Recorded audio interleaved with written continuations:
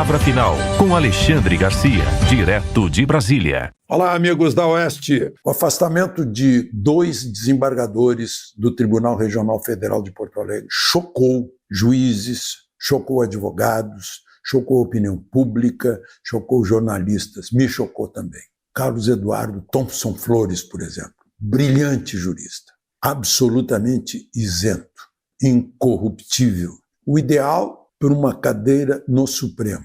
Foi afastado por decisão pessoal do corregedor Luiz Felipe Salomão, que agora está deixando de ser corregedor do STF, do Superior Tribunal de Justiça, para ser vice-presidente do Superior Tribunal de Justiça. Enfim, eles recorreram, está nas mãos de Flávio Dino, que está pedindo informações ao Conselho Nacional de Justiça para saber o que houve. E só para vocês lembrarem, o voto do ministro Barroso, que é presidente do Conselho Nacional de Justiça, foi para anular esse afastamento dos dois, assim como ajudou a anular o afastamento da juíza Gabriela Hart e de um outro juiz lá juiz Pereira Júnior. Voltaram aos cargos. Mas ele não conseguiu voto suficiente para retornar o Thompson Flores e o Loraci Flores de Lima. 8-7 na manutenção, na anulação do afastamento dos 2 juízes, mas perderam por 9-6 quando tentaram a anulação do afastamento de Thompson Flores. Hoje em dia o judiciário virou notícia, né? Eu não estou acostumado com isso. Eu passei 45 anos cobrindo Brasília, 40 anos cobrindo Brasília, em que o judiciário não tinha notícia. Funcionava tudo e ficava no judiciário. Não era um poder politizado, como está hoje, né? Bom, uma outra questão aí, gente. O presidente Lula está se queixando do Congresso, do PT, né?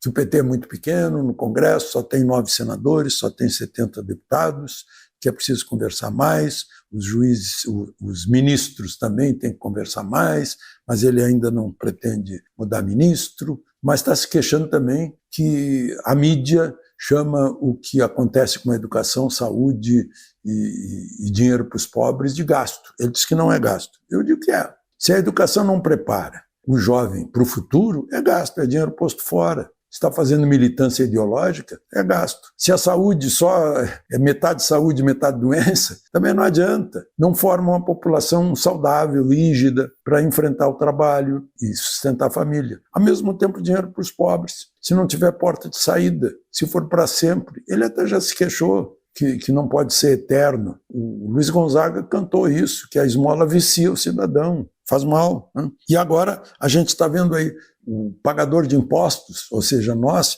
pagamos no mês de março 190 bilhões e 600 milhões de impostos. Isso tudo é para sustentar o Estado. Que serviços públicos estão sendo prestados à altura desse dinheirão todo que sai do nosso trabalho? Aí ele ainda comete uma injustiça com o presidente do Banco Central. O Banco Central é o guardião da moeda e do crédito. Não tem inflação, a inflação está sob controle graças ao Banco Central, à política do Banco Central. Quando o Banco Central aumenta juro, ele está aumentando o custo do dinheiro, o custo do crédito, para evitar o inflacionamento da moeda, né?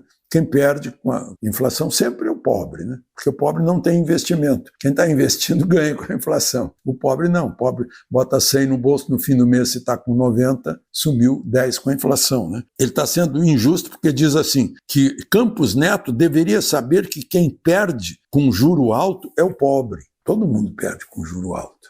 É uma cadeia.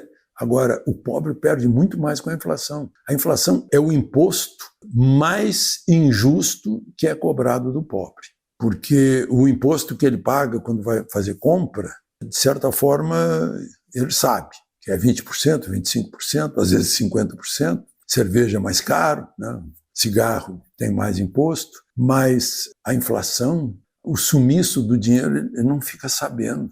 É muito injusto a inflação. O Banco Central está sendo exemplo, aliás, reconhecido no mundo inteiro como brilhante a atuação do Banco Central na defesa da moeda e do crédito. De Lisboa, Alexandre Garcia.